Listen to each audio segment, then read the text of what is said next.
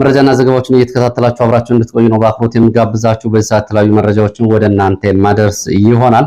በርከት ያሉ የግንባር መረጃዎች አሉ። በሰሜን ወሎ በተለያዩ አካባቢዎች፣ በደቡብ ወሎ እንደዚሁ በ5 ግንባሮች ውጊያዎች ተደርገዋል። ከዚህ ጋር በተያያዘ ያለውን አሁናዊ ሁኔታና ዝርዝር መረጃዎችን ወደ እናንተ አደርሳለሁ። እንዲሁም ደግሞ በአዲስ አበባ የተለያዩ መረጃዎች አሉ። በአዲስ አበባ ከታዋቂው አርቲስት ቴዎድሮስ ካሳሁን ጋር ቅርበት ያላቸው የስራ ባልደረቦቹ በፖሊስ ታስረዋል የሚለው መረጃ መነጋገሪያ ሆኗል። ከዚህ ጋር በተያያዘ እንደዚሁ መረጃዎችን አደርሳለሁ። በአዲስ አበባ እንደዚሁ በኦሮሞኛ የሚያስተምሩ መምህራን በአዲስ አበባ በሚገኙ ተማሪዎች ላይ እየፈጸሙት ነው የተባለውን በደል በተመለከተም እንደዚሁ አዲስ መረጃ አደርሳለሁ ወደ እናንተ። እየተከታተላችሁ አብራችሁ እንድትቆዩ ነው በአክብሮት የምጋብዛችሁ። ወደ ትግራይ ስንሄድም በትግራይ የቀጠለው ፖለቲካዊ ወታደራዊ ሽኩቻ የተመለከቱ መረጃዎችን ወደ እናንተ አደርሳለሁ። በህወሓት በኩል የጀነራል ታደሰ ወረደ ስልጣን ተቀባይነት የለውም በሚል ማዕከላዊ ኮሚቴ ውሳኔ ካስተላለፈ በኋላ ታጣቂዎች ትዕዛዝ ተሰጥቷቸዋል። በዚህም በመቀሌ ከተማና አካባቢው የሚገኙ አርሚዎች ጀነራል ታደሰ ወረደ ስልጣን ትዕዛዝ የሚቀበሉ ባለስልጣናትና ጀነራል ታደሰ ራሳቸውን በቁጥጥር ስር እንዲያውሉ ትዕዛዝ ተሰጥቷል የሚሉ መረጃዎች አሉ። ጀነራል ታደሰ ወረደ ደግሞ ትናንትና በሰጡት መግለጫ በግርግር የሚነጠቅ ስልጣን የለም፣ በጩኸት የሚወርድ ስልጣን የለም የሚል እንደዚሁ መግለጫ ሰጥተዋል። በአጠቃላይ እንግዲህ በሁለት ጉዳዮች ላይ በዋናነት መግለጫ ሰጥተዋል። ዝርዝር መረጃዎችን በተመለከተ አጫጭር መረጃዎችን ወደ እናንተ አደርሳለሁ። እንግዲህ በትግራይ ያለው አጠቃላይ ፖለቲካዊ ሽኩቻ ሲታይ ሁለት መልክ ያለው ነው። አንደኛው ህወሓትን ለማትረፍ የሚታገለው ቡድን ሲሆን የነ ደብረጽዮን ቡድን ሲሆን፣ ሌላው ደግሞ ትግራይን ህዝብ አተርፋለሁ ብሎ እየታገልኩ ነው የሚለው የጀነራል ታደሰ ቡድን፣ አሁን ቀድሞ ደግሞ የነ ጌታቸው ረዳ ቡድን፣ እንዲሁም ደግሞ አብዛኛው በአዲስ አበባ ተሰዶ የሚሄደው በዋናነት ጀነራል ጻድቃንና ጌታቸው ረዳ የሚያስተባብሩት ቡድን ትግራይን አተርፋለሁ ብሏል። ከፌዴራል መንግስቱ እንደዚሁ ጥያቄዎችን አቅርቧል። በትግራይ ያለው አጠቃላይ ፖለቲካዊ ወታደራዊ ቀውስ ወዴት ሊሄድ ይችላል? በሚቀጥሉት ጊዜያት ከሚጠበቁ ክስተቶች መካከል አንዱ ነው። ህወሓት ወደዚህ ውሳኔ የመጣው ላለፉት 2 ዓመታት ራሱን በወታደራዊ ዝግጅት ሲያዘጋጅ፣ በርካታ የጦር መሳሪያዎችን ከውጭ ሲያስገባ፣ እንዲሁም ደግሞ አጋር ያላቸው ታጣቂዎች ጋር የተለያዩ ህብረትና ትብብሮችን ሲፈጥር፣ እንዲሁም ደግሞ ከጎረቤት ሀገራት ጋር እንደዚሁ ትብብሮችን ከፈጠረ በኋላ ነው አሁን ይህን ውሳኔ የወሰነው። ያ ማለት ለወታደራዊ ዝግጅት ዝግጁ ነው ማለት ነው። በእርግጥ ቀደም ብሎ መከት የሚል ካውንስል አቋቁመዋል። ይህ ጉዳይ ወደ የት ሄዷል?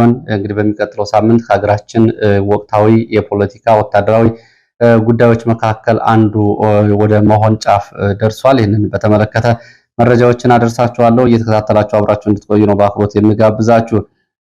በተለይ በአዲስ አበባ የብልጽግና ደጋፊዎች ጭምር በሚያደርጓቸው ቅስቀሳዎችን በተመለከተ ከወጡ መረጃዎች መካከል ፈገግ የሚያስብሉ መረጃዎችንም ወደ እናንተ አደርሳለሁ።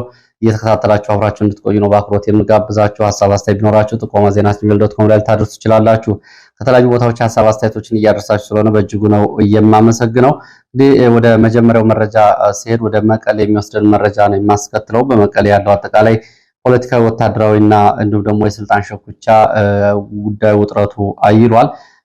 ፖለቲካና ወታደራዊ ውጥረቱ ባየለበት ሰዓት የተለያዩ አካላት መግለጫዎችን ሰጥተዋል። በትላንትናው ዕለት እንኳን የጌታቸው ረዳ ፓርቲን ጨምሮ ሌሎች 3 ፓርቲዎች እንደዚሁ መግለጫ ሰጥተዋል። ህወሓትን የነ ደብረጽዮንን ቡድን በማውገዝና እንዲሁም ደግሞ ወደ ጦርነት የሚያስገባ የፕሪቶሪያ ሰላም ስምምነት ተጥሷል እያሉ ነው የሚገኙት። ይህ በሆነበት ሁኔታ እና ደብረጽዮን ደግሞ እንግዲህ ወታደራዊ ትዕዛዝም ጭምር አስተላልፈዋል። በትግራይ ጀነራል ታደሰ ወረደ በመግለጫው 2 ጉዳዮችን በዋናነት አንስተዋል ጠቅለል ሲሉ። አንደኛው ስልጣን በጩኸት እንደማይለቅ፣ ጊዜያዊ አስተዳደሩ እንደሚቀጥል፣ ካቢኔው እና የመንግስት ቢሮዎች እንደሚቀጥሉ፣ የትኛውም ህገወጥ አካል ከስልጣን ሊያወርደኝ እንደማይችል ሊታወቅ ይገባል የሚል አንድምታ ያለው ሲሆን፣ በነገራችን ላይ ይህን በተመለከተ ዘግየት ብሎ የወጡ መረጃዎች አሉ፣ ወደ ታች አደርሳለሁ። ሁለተኛው የፕሪቶሪያው ሰላም ስምምነት መጣስ ፍጹም ህገወጥነት ነው በሚል የነ ደብረጽዮንን ቡድን ወንጅሏል። ወደ ጦርነት የሚያስገባ እንቅስቃሴ ነው ሲልም ገልጿል። ታደሰ ወረደ የፌዴራል መንግስቱ ሌላ ዙር ጦርነት እንዳይቀሰቀስ ኃላፊነቱ እንዲወጣ ጥሪ አቅርቧል። ለዚህም መስራት ይጠበቅበታል ብሏል። የፌዴራል መንግስቱ ማገዝ ይገባዋል፣ ወደ ሌላ ጦርነት እንዳይገባ ሲል እንደዚሁ በመግለጫው አንስቷል። ህወሓት ይመለስ ያለው የ2013 አስተዳደር ጦርነት የሚቀሰቅስ ነው፣ ባሉታዊም በአዎንታዊ መታየት አለበት ብሏል ታደሰ ወረደ። በዚህ በስምምነቱ መሰረት የቀረ ነው። እንዲሁም ደግሞ ይህንን መመለስ የሚያመጣውን አዎንታዊና አሉታዊ ፖለቲካዊ ትርፍና ኪሳራ ማስላት ያስፈልጋል፣ ወደ ጦርነት የሚያስገባ ነው በሚል ታደሰ ወረደ ይህንን እንደዚሁ አስተያየት መግለጫው ላይ አንስቷል። ይህንን ጉዳይ እንግዲህ ይህ በእንዲህ እንዳለ በመቀሌ ዙሪያ ያሉ የህወሓት ታጣቂዎች እንደዚሁ ወታደራዊ ተልዕኮ ተሰጥቷቸዋል። በተለይ አርሚ 22 ተብሎ የሚጠራው በመቀሌ ዙሪያ የሚገኘው ወታደራዊ ቡድን ተልዕኮ ተሰጥቶታል። ይህም የተሰጠው ተልዕኮ በመቀሌ ከተማና በጀነራል ታደሰ ወረደ ስልጣን ዙሪያ ነው ትዕዛዝ የተሰጠው። አርሚ 22 ተብሎ የሚጠራው አርሚ ጀነራል ታደሰ ወረደ ጋር በኃይል ከስልጣን ለማስወገድና ወይም ደግሞ መፈንቅለ መንግስት ለማድረግ እንዲሁም ደግሞ ከጀነራል ታደሰ ወረደ ትዕዛዝ የሚቀበሉ ባለስልጣናትና ግንኙነት አላቸው የሚባሉ ወታደራዊና የፖለቲካ ሹማምንት ጋር የተገናኘ ተልዕኮ ተሰጥቶታል። እነዚህን ተቀብሏል ነው የተባለው። ይህንን በተመለከተ እንግዲህ በተለይ አርሚው አዛዥን በተመለከተ ከወጡ መረጃዎች መካከል አንዳንዶቹ ፈገግ የሚያስብሉ ናቸው። የዚህ የአርሚ 22 አዛዥ ኮሎኔል ገብረ ስላሴ በላይ ይባላሉ። የአርሚ 22 አዛዥ ናቸው። ልጃቸው ባለፈው አንዲት ታዳጊ ዘውዱ ሀብቶ የተባለች ታዳጊ በአሰቃቂ ሁኔታ መግደሉ ይታወቃል። ልጃቸው ይህን ግድያ ከፈጸመ በኋላ በፍርድ ቤት ቀርቦ በእድሜ ልክ እስራት ተፈርዶበታል። አሁን የአርሚ 22 ዋና አዛዥ በትግራይ ውስጥ ቀውስ እንዲቀሰቀስና እንዲሁም ደግሞ ግርግር እንዲመጣ የሚፈልጉበት ዋና ጉዳይ ልጃቸውን ከስር ለማስፈታትና አጋጣሚዎቹን ለመጠቀም እንደሆነ ነው መረጃ ምንጮቹ የሚገልጹት። በተለይ ለዚህ ቅርበት ያላቸው እንደ አውራምባ ታይምስ አይነት ሚዲያዎች ይህንን በተመለከተ ሰውየው ካሁን በፊትም 322 በላይ ታጣቂዎችን ይዞ በመግባት መቀሌ ውስጥ መፈንቅለ መንግስት ግርግር ለመፍጠር ሞክሮ እንደነበር ገልጸው ይህንን አሁን የሚያደርገው የህገወጥ እንቅስቃሴና ጀነራል ታደሰ ወረደ ላይ ያለውን አጠቃላይ ሁኔታ በተመለከተ በአክሱም በነበረው ስብሰባም ግፊት ሲያደርግ ከነበሩ ወታደራዊ አዛዦች መካከል አንዱ ነው። ልጁን ከወንጀል ነፃ ለማድረግ ይህንን አጋጣሚ ይፈልገዋል ተብሏል። እንግዲህ ልጁ ያስገድዶ በግድያ ዘውዱ ሀፍቶ የተባለች ልጅ ነው በአሰቃቂ ሁኔታ ገድሎ እድሜ ልክ የተፈረደበት። ያው በኢትዮጵያ ውስጥ አሁን ባለው ሁኔታ በነገራችን ላይ ትንንሽ መንግስታት በርካታ ናቸው። የሃይማኖት መንግስታት አሉ። ለምሳሌ በፕሮቴስታንት ብንሄድ የብልጽግና መንግስትን ተደግፈው መንግስት የሆኑ አሉ። በቀጥታና በተዘዋዋሪ ቀጥታ ድጋፍ የሚያደርጉ በእስልምናም ብንሄድ እንደዚሁ በዚህ በኩል የውሃብያና ሌሎች ቡድኖች ስራ መንግስትን ተደግፈው እንደዚሁ የራሳቸውን አጀንዳ የሚያራምዱ መንግስታት ሆነዋል። በኦርቶዶክስ በኩልም እንደዚሁ የተወሰኑት እነ ሽመልስ አብዲሳን ተደግፈው እንደዚሁ ጥቅሞቻቸውና መብቶቻቸውን የሚያራምዱ ሆነዋል። አንዳንዶቹ እንደዚሁ ከህወሓት ጋርም ተገንጥለው እንደዚሁ ከቤተ ክርስቲያኗ ስርዓት በመውጣት የራሳቸውን ፖለቲካዊ ዓላማ በሃይማኖት ስም የሚያራምዱ አሉ። ከነዚህ ባሻገር ደግሞ በወታደራዊ ተቋማት ውስጥ ስንሄድ ወታደሮች፣ ጄኔራሎች፣ ኮሎኔሎች ከላይ እስከታች የራሳቸው መንግስት አላቸው። ህገወጥ ቡድኖች አሉ። እነሱ እንዲሁም ደግሞ በፖሊስም ስንሄድ በተመሳሳይ በብልጽግና ባለስልጣናትም ስንሄድ ከተወሰኑ ቡድኖች ጋር በትጥቅ ወይም ደግሞ በሌላ ወንጀል በመተሳሰር የየራሳቸው ትንንሽ መንግስታት ሆነዋል። ይሄ በኢትዮጵያ ውስጥ ያለውን አጠቃላይ እንግዲህ የመንግስት ውድቀት በውል የሚያሳይ ነው። በየቦታው ትንንሽ መንግስታት አሉ። አሁን በሃይማኖትም በፖለቲካ ውስጥም ትንንሽ መንግስታት አሉ። እነዚህ ዋና ዓላማቸው ይህን የተዳከመውን ስርዓት ተደግፈው የራሳቸውን ነገ የሚያልሙትን ህልም ለማሳካት እንግዲህ መወጣጫ የሚያደርጉ ናቸው። ከነዚህ ውስጥ እንግዲህ ይሄ የአርሚ 22 አዛዥም በህወሓት ውስጥ ያለውን የፖለቲካ ሽኩቻ ክፍፍል እና ንትርክ ተከትሎ እሱም ጥቅሙን በማስላት ልጁን ከስር ለማስወጣት እንደዚህ አይነት እንቅስቃሴዎችን ያደርጋል። ከአሁን በፊት እንግዲህ ታጣቂዎችን እየመራ መቀሌ ገብቶ ነበር ነው የተባለው። እነ ደብረጽዮን ይህንን በውሳኔ እየወሰኑት ሁሉንም ወታደራዊ ዝግጅት ካጠናቀቁ በኋላ መሆኑ መታወቅ አለበት። እንግዲህ የጦር መሳሪያ ግዢዎችን፣ የጦር መሳሪያ እርዳታዎችን፣ የጦር መሳሪያ ድጋፎችን በገፍ ሲያስገቡ ቆይተዋል። ከጎረቤት ሀገራት ጋር እንደዚሁና ከሌሎች ታጣቂዎች ጋር የተለያዩ ስምምነቶችን አድርገዋል። ለምሳሌ በትግራይ ውስጥ አሁን ከሚገኙ ሁለት ታጣቂዎች መካከል የአገው ታጣቂዎች፣ የአፋር ታጣቂዎች ይገኛሉ። እነሱን ጨምሮ ከሌሎች ታጣቂዎች ጋር እንደዚሁ ያላቸው ግንኙነት ይሄ ይታወቃል። የፕሪቶሪያውን ስምምነት ጥሰዋል በሚል በዘመቻ የሚከፍቱባቸው እና ደብረጽዮን እርምጃ እንዲወሰድ የፌዴራል መንግስቱን የሚቀሰቅሱት ደግሞ ከህወሓት አፈንግጠው አሁን አዲስ አበባ የሚገኙት እንግዲህ እነዚህ እነ ደብረጽዮን ላይ እርምጃ እንዲወሰድ እየፈለጉ ነው የሚገኘው። እነ ደብረጽዮን ዘመቻ መከት በሚል በተጠንቀቅ ቆመው ይገኛሉ። አሁን እንግዲህ ይህንን የ2013 አስተዳደር ሲመልሱ ዝም ብለው በባዶ እጃቸው አለመሆኑና ሁሉንም ወታደራዊ ስሌቶች ሰርተውና አጠናቀው ነው ህወሓትን እናተርፋለን ያሉት። እንግዲህ በዚህ ባለበት ሁኔታ በሌላ መረጃ ጀነራል ታደሰ ወረደ ውስጡን ስልጣን ለማስረከብ ስምምነት ላይ ደርሷል ሲሉ እንደዚሁ ለትግራይ አካባቢ ቅርበት ያላቸው የመረጃ ምንጮች ገልጸዋል። ለነ ደብረጽዮን ስልጣኑን ለመልቀቅና ለማስረከብ ፍላጎት እንዳለው የሚገልጹ መረጃዎች ዛሬ ወጥተዋል። እስካሁን ይህ ጉዳይ በይፋ አልተረጋገጠም። ትግራይን ማትረፍ እንጂ ህወሓትን ማትረፍ ጉዳያችን አይደለም የሚለው ቡድንና በተለይ በጻድቃንና በጌታቸው የሚመራው ቡድን የፌዴራል መንግስቱ በአስቸኳይ ጦር እንዲያስገባና ወደ ትግራይ ዘመቻ እንዲያደርግ እየወተወተ ይገኛል። ይሄ ቡድን በነጻድቃንና በነጌታቸው ረዳ የሚመራው ቡድን አዲስ አበባ ተቀምጦ በትግራይ ፖለቲካ ውስጥ ከመረሳቱ በፊት በዚህ ግርግር እንደገና በትግራይ ፖለቲካ የፊት አውራሪ ሆኖ መምጣት ይፈልጋል። እነ ደብረጽዮን ትግራይ ክልል የሚቆጣጠሩና እነ ታደሰ ወረደ የሚባረሩና የፕሪቶሪያ የሰላም ስምምነት የሚጣስ ከሆነ እነዚህ አካላት በትግራይ ፖለቲካ ውስጥ መረሳታቸው አይቀርም። ስለዚህ ጨርሰው ከመረሳታቸው በፊት አሁን የፌዴራል መንግስቱን እየወተወቱ ነው የሚገኙት እነ ጻድቃንና እነ ጌታቸው። በዋናነት እንግዲህ በትግራይ ፖለቲካ ከመረሳታቸው በፊት የፌዴራል መንግስቱ እና ሀራ መሬት ያሉ ታጣቂዎችን በመተማመን ነው አሁን የተለያዩ እቅዶችን እያቀዱ የሚገኙት። እንግዲህ በትግራይ ያለው ፖለቲካ ነው። ምን መረጃዎች አሉ? በሌላ መረጃ እንመጣበታለን። ወደ ሌሎች መረጃዎች ሲሄድ ሰሞኑን በደቡብ ጎንደር በላይጋይንት ወረዳ የተፈጸመውን አሰቃቂ ግድያ በተመለከተ ቢቢሲ ሰፊ ሽፋን ይዞ ወጥቷል። በደቡብ ጎንደር ላይጋይንት ወረዳ ሳሊ ከተማ የቤተክርስቲያን አገልጋዮችን ጨምሮ 7 ሰዎች በመንግስት የጸጥታ ሰዎች መረሸናቸውን ቢቢሲ የዓይን እማኞችን በማነጋገር ዘገባውን ይዞ ወጥቷል። የቤተክርስቲያን አገልጋዮች ቀድሰው ሲወጡ በአሰቃቂ ሁኔታ ተረሽነዋል። ቤተክርስቲያን ቅጥር ግቢ ውስጥ የገብተው ወታደሮች ሶስቱን ቤተክርስቲያን ውጭ የቤታቸው ወስደው እንዲሁም ደግሞ ሌሎችን ከቤተክርስቲያን ውስጥና አንዱን መንገድ ላይ በአጠቃላይ 7 ሰዎችን መገደላቸውን ቢቢሲ ዘግቧል። የመንግስት ወታደሮች ወደ ቤተክርስቲያን ቅጥር ግቢ ጥበቃዎችን በመደብደብ ከገቡ በኋላ ከቅዳሴ የወጡ ካህናትና አገልጋዮችን በደረታቸው እንዲተኙ እና እንዲንበረከኩ ካደረጉ በኋላ እንደረሸኗቸው ነው ለቢቢሲ መረጃውን ያደረሱ የተወጂ ቤተሰቦች የገለጹት። ይሄ እንግዲህ በሩቅ ዘመን አይደለም የሆነው። ሊቢያ ውስጥ ሰዎች ኦርቶዶክስ በመሆናቸው ብቻ በአሰቃቂ ሁኔታ በታጣቂዎች ሲገደሉ አዲስ አበባ ላይ ህዝብ በቁጣ ወደ አደባባይ ወጥቶ ነበር። አሁን ይሄ መረጃ እየቀረበ ያለው በጎንደር ነው። ላይጋይንት ሳሊ የሚባል ከተማ ቅጥር ግቢ ውስጥ የገቡ የመንግስት ወታደሮች ቅዳሴ ቀድሰው ሲወጡ የነበሩ አገልጋዮችን በደረታቸው ካስተኙ በኋላ በጥይት ረሽነዋቸዋል የሚለው ይሄ እንግዲህ በአርሲ በታጣቂዎች የሚጨፈጨፉትና በቀጥታና በተዘዋዋሪ በመንግስት የሚደገፉ ታጣቂዎች ከሚያደርሱት ባሻገር እንደዚህ አይነት በደሎች ናቸው አሁን እየወጡ ያሉት። ሌሎቹ የተረፉት ዲያቆናት እና ሌሎች ዲያቆናትን በዚህ ሁኔታ የተረሸኑ ናቸው። የተረፉት ቤተሰቦቻቸው በሐዘን ውስጥ ሆነው ይህንን ለቢቢሲ መረጃውን አጋልጠዋል። ለቢቢሲ ሪፖርተር እንደተናገሩት አገልጋዮች ስለተገደሉ አሁን የቤተክርስቲያኑ ዓመታዊ በዓል ቅዳሴ እንደቆመና እንደተስተጓጎለ ነው።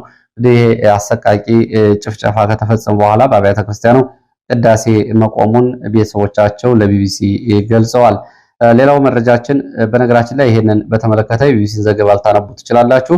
ቢቢሲ ለምርጫ ቅስቀሳ ከወጡ የብልጽግና የሚሊሻውና ወታደሮች ጋር ፋኖ ውጊያ ካደረገ በኋላ ምንም ውጊያ በሌለበት ሁኔታ ነው እነዚህ ሰዎች በአሰቃቂ ሁኔታ የረሸኗቸው። ወደ ሰሜን ወሎ የሚወስድን መረጃ አስከትላለሁ። በሰሜን ወሎ የጃራ መጠለያ ጣቢያ የሚገኙ ተፈናቃዮች ከፍተኛ ችግር ውስጥ መሆናቸውን ገልጸዋል። ከወለጋ እንዲሁም ደግሞ ከቤንሻንጉል እና ከተለያዩ አካባቢዎች ተፈናቅለው በሰሜን ወሎ ጃራ የስደተኞች መጠለያ የሚገኙ ተፈናቃዮች አሁንም እንደወትሮ ችግራችን የሚሰማው የለም፣ ለከፋ ችግር ተጋልጠናል፣ ምግብ የለም፣ ሕክምና የለም፣ መጠለያ ሸራዎች ተቀዳደዋል ብለዋል። በሚያሳዝን ሁኔታ ሸራዎቹ ለ6 ወራት ተብለው የተዘረጉ ቢሆንም አሁን 6ኛ ዓመታቸው ገብቷል። ብዙዎቹ እንግዲህ አልባሳቶቻቸውን ሸራው ላይ እየለጠፉ ነው ከፀሐይና ከብርድ ራሳቸውን ከዝናብ ለመከላከል የሚሞክሩት። ያም ሆኖ እነሱም ከፍተኛ በሆነ የአልባሳት ችግር ውስጥ ይገኛሉ። በአካባቢው ወታደራዊ እንቅስቃሴ መኖሩና አካባቢው እንደ ወታደራዊ ማሰልጠኛ ጣቢያ ሆኖ እያገለገለ መሆኑ ደግሞ ከወታደሮች በስደተኛና በተፈናቃዮች ላይ አስገዶ መድፈርን ጨምሮ የተለያዩ ትንኮሳዎች እየደረሱባቸው ነው። ወደፊትም እንደዚሁ ከፍተኛ ስጋት አለን ነው የሚሉት። መጠለያ ጣቢያው አካባቢ ወታደራዊ ክምችት መኖሩን ተከትሎ ወደ ግንባር መረጃዎች እመለሳለሁ። ወደ አዲስ አበባ የሚወስዱን መረጃዎች ላስከትል። ይህንን መረጃ እንግዲህ ስትሰሙ ከ5 ዓመት በፊት ጀዋር መሐመድ የተናገረው ነገር ትዝ ሊላችሁ ይችላል። በአዲስ አበባ አርቲስት ቴዎድሮስ ካሳሁን ላይ ማዋከብ ቀጥሏል። እስከዚህ ሰዓት ድረስ 2 የቴዎድሮስ ካሳሁን የቅርብ ሰዎች በፖሊስ ታስረዋል። አንደኛ ሰላማዊት ሰለሞን የአርቲስት ቴዎድሮስ ካሳሁን ማኔጀር እና እንደዚሁ ደግሞ የኃላፊ ነች የታሰረችው። ሁለተኛው ደግሞ የአርቲስት ቴዎድሮስ ካሳሁን የቅርብ ጓደኛ የሆነው ታስሯል። እንግዲህ ይሄ ባለበት ሁኔታ የቴዎድሮስ ካሳሁን ማዋከብ ቀጥሏል። የሱፍ ያሲን ትላንት ቀደም ብሎ ታስሯል። የቴዎድሮስ ካሳሁን የቅርብ ጓደኛና የስቱዲዮ ጓደኛው ነው። ማህሌት ሰለሞን ትላንት አትላስ አካባቢ በፖሊስ ተይዛ ተወስዳለች። እስካሁን ድረስ አድራሻዋ አልታወቀም። ጥምር ዜግነት የአውሮፓ ዜግነት እንዳላት ጭምር ነው መረጃዎቹ የሚያሳዩት። እንግዲህ የኔ መሰለ ድንቁርና ከየት ይመጣል የሚለውን ጉዳይ ስንመለከት ጀዋር መሐመድ ከዚህ በፊት ኦሮሞ ሀገር አይመራም፣ ኦሮሞ ሀገር መምራት አይችልም፣ እንዳታስብሉን፣ እንዳታበላሹት የሚል ተደጋጋሚ ምክሮችን ሲሰጥ የነበረበት ሁኔታ ማስታወስ ያስፈልጋል። አርቲስት ቴዎድሮስ ካሳሁን በህወሓት ኢህአዴግ ዘመን በተቀነባበረ ክስ ለ2 ዓመት መታሰሩ ይታወቃል። አርቲስት ቴዎድሮስ ካሳሁን አሁን ምን የተለየ ነገር ተናግሯል የሚለውን ብዙዎቻችን ልናነሳው እንችላለን። አርቲስት ቴዎድሮስ ካሳሁን አሁን በዘፈኑ ውስጥ ምን የተለየ ነገር ተናግሯል? ምናልባት አድማጭ ተመልካቾቻችን የምታስታውሱ ከሆነ አንዲት የፓርላማ አባል የብልጽግና ተመራጭ ባለፈው ዓመት የጥምቀት በዓል ላይ አረንጓዴ፣ ቢጫ፣ ቀይ ምልክት ወይም ደግሞ የኢትዮጵያ ሰንደቅ አልባሳቶች ላይ አለ ተብላ በፖሊስ ተደብድባ ከፍተኛ ውርደት ደርሶባታል። እንዲሁም ደግሞ ከዚህ ጋር በተያያዘ በአዲስ አበባም እንደዚሁ ይህንን አድርጋችሁ ወደ አዲስ አበባ ምክር ቤት ፓርላማ አትገቡም ተብለው የተመለሱ ሰዎች ስለመኖራቸው እንግዲህ የጣሉት ሰንደቅ ዓላማ በጉዳይ ላይ ያነሳው ጉዳይ ከሆነ ብልጽግናን ያጋለጠው ከዚህ በላይ ነው እየሆነ ያለው። የፓርላማ አባላት ጭምር ሳይቀር አልባሳቶቻቸው ላይ ያለው አረንጓዴ ቢጫ ሰንደቅ እንዲቀደድ ተደርጓል። በኢትዮጵያ ኦርቶዶክስ ተዋሕዶ ቤተክርስቲያን በአዲስ አበባ ይህን እንዳትጠቀም ተከልክሏል። በኦሮሚያ ክልል ሽመልስ አብዲሳ እንደውም በስኬት የሚያነሱት ሪፖርት ይህንን የኢትዮጵያ ብሔራዊ ምልክት የሆነውን ሰንደቅ ዓላማ በኦሮሚያ ክልል ሙሉ በሙሉ አጥፍተናል በሚል ነው።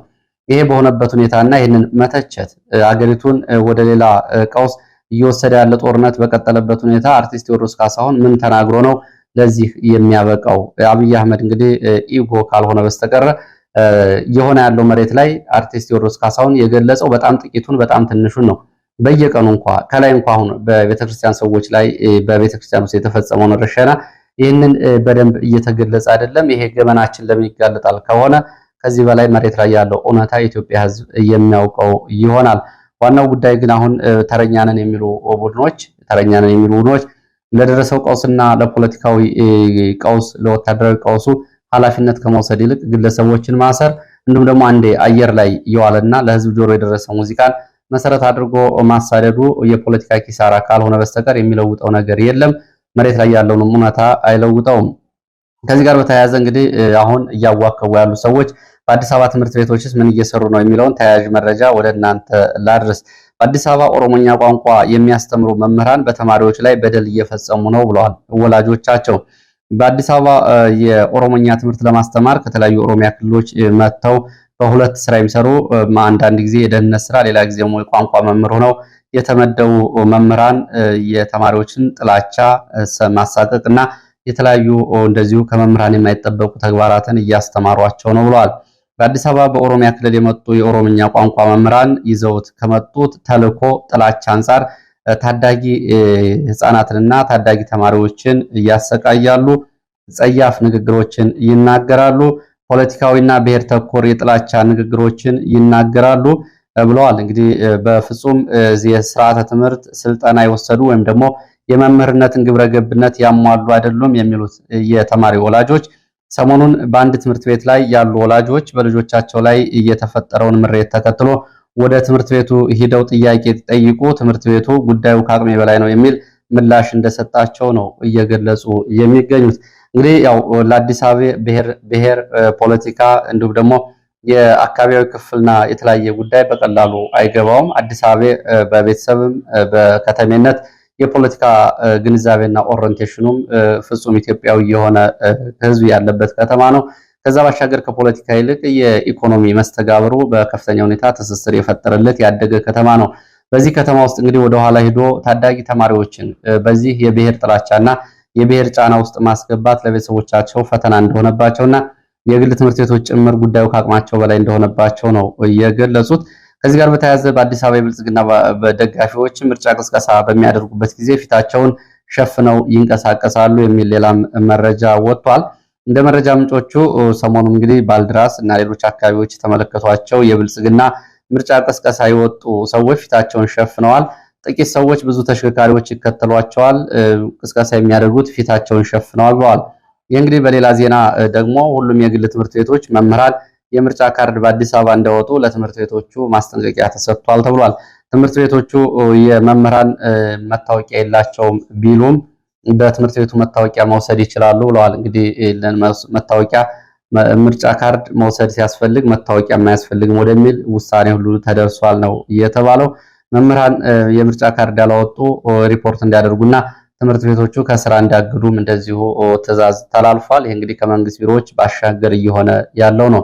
ወደ ሌሎች መረጃዎች ቀጥላለሁ። ወደ ግንባር መረጃዎች ነው የሚሄደው። ወደ ሰሜን ወሎ ጋዞ ወረዳ አካባቢ ሁለተኛ ቀኑን የቀጠለው ውጊያ እየተደረገ ነው የሚገኘው። ስታይሽ ከተማ ምሽቱን በካምፖች ላይ የፋኖ ጥቃት ከፍቶ ወታደራዊ ጉዳት ደርሷል። በአጸፋ ለሰዓታት የቆየ ውጊያ ተደርጓል። በዚህ እንግዲህ እግረኛው ወደ ሻሪያ ገነት ተብሎ ወደሚባለው ቦታ መንቀሳቀሱን ተከትሎ ነው ፋኖ በሌላ አቅጣጫ ወደ ወረዳው ዋና ከተማ ስታይሽ በመግባት ጥቃት እየከፈተው። በዚህ በአጸፋ ጥቃቱና በነበረው ውጊያ የደረሰው ጉዳት በዝርዝር አልታወቀም። አሁንም በዚሁ በሻሪያ ገነት እና ስታይሽ ዙሪያ ዛሬም ውጥረትና ውጊያዎች እንደቀጠሉ ናቸው። ሌላው በአምስት ግንባሮች ከባድ ውጊያ የተደረገበት ቀጠና የደቡብ ወሎ ተንታ ወረዳ ነው። በአምስት ወር ግንባር የገባ እግረኛ ከባድ ውጊያ ተደርጓል። በውጊያውም ከፍተኛ ሰብአዊ፣ ቁሳዊ፣ ወታደራዊ ኪሳራ ደርሷል። በሰብአዊ ደረጃ የደረሰው ጉዳት ዝርዝር ባይታወቅም በምርኮ ደረጃ ፋኖ ከፍተኛ የሆነ ምርኮ በእጁ እንዳስገባ ገልጿል። በደቡብ ወሎ ተንታ ወረዳ ደበቅ ተብሎ በሚጠራ ቦታ ከአምስት አቅጣጫ ከተንቀሳቀሰ የእግረኛ መካናይዝድ ጦር ጋር ከባድ ውጊያ ተደርጓል። ፋኖም የቡድንና የነፍስ ወከፍ መሳሪያዎች በእጁ እንደገቡ አስታውቋል።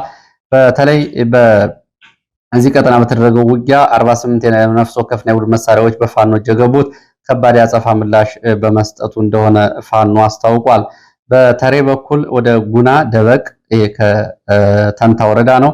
እንዲሁም ደግሞ ከከስከስ በረሃ ከአጅባር ተንታ በደጋማው በኩል ወደ ደበቅ፣ ከበርበር ወደ ደበቅ ከደላንታ በኩል እንዲሁም ከመቅደላ ወረዳ ከባዙራ ተብሎ ከሚጠራው ወደ ደበቅ በአራት አቅጣጫዎች እንዲሁም ደግሞ ፊት ለፊት በዋናው አቅጣጫ ከተንታ ሚካኤል ከተንቀሳቀሰው ኃይል ጋር ፋኖ ለመክበብ ከገባው ኃይል ጋር ከባድ ውጊያ ተደርጓል። በዚህ ውጊያ ፋኖ ያጸፋ ምላሽ በመስጠት የያዘውን ገዥ መሬት ተጠቅሞ ከፍተኛ ወታደራዊ ጉዳት አድርሷል። በዚህ ጉዳት ያስተናገደው የመከላከያ አድማ ብተናና ሚሊሻ ከጉዳቱ በኋላ ወታደራዊ ኪሳራ ሲደርሶበት ወደ ደላንታ፣ ተንታና መቅደላ አምባሰል ወረዳዎች በተለያየ አቅጣጫ ተመልሶ ወጥቷል ብለዋል። እንግዲህ በዚህ ቀጠና አጠቃላይ በነበረው ውጊያ ሞትና ቁስለኛውን በተመለከተ እስካሁን ድረስ መረጃው አልታወቀም። አሁን ደበቅ ተብሎ የሚጠራውን ቦታ መከላከያ ለቆ ወጥቷል።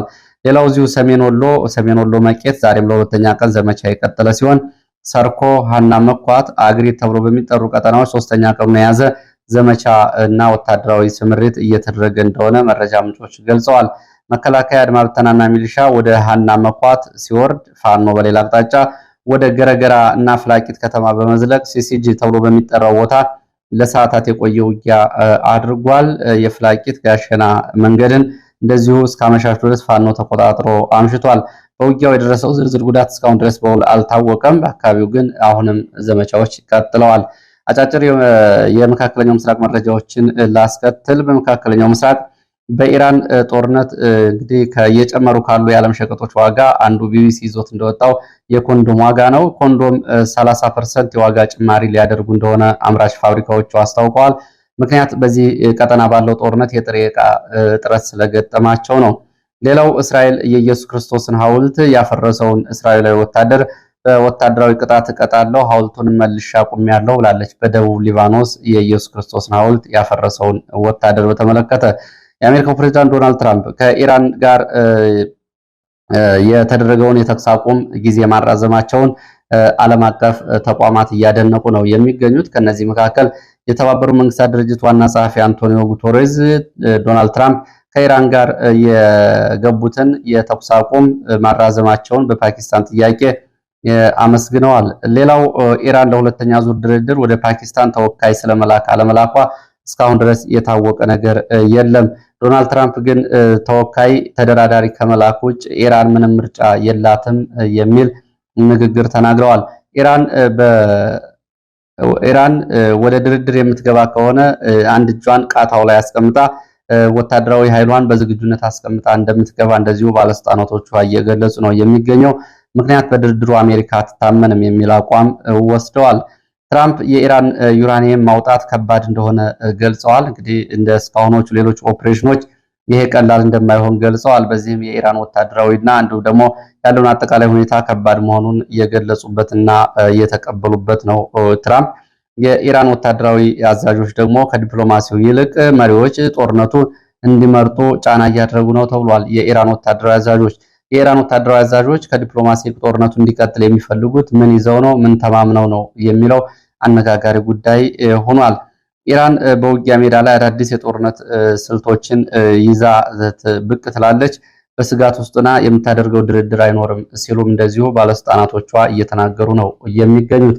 በኢራን እና በአሜሪካ ያለው ድርድር መቋረጡን ተከትሎ ባለፈው እንደገና የነዳጅ ዋጋ በዓለም አቀፍ ደረጃ ጨምሯል። ለዚህ ሰዓት የነበሩኝ አጫጭር መረጃዎች እነዚህ ናቸው። ስለተከታተላችሁ በእጅጉ አመሰግናለሁ። በሌላ ተመሳሳይ መርሃ ግብር እስከምንገናኝ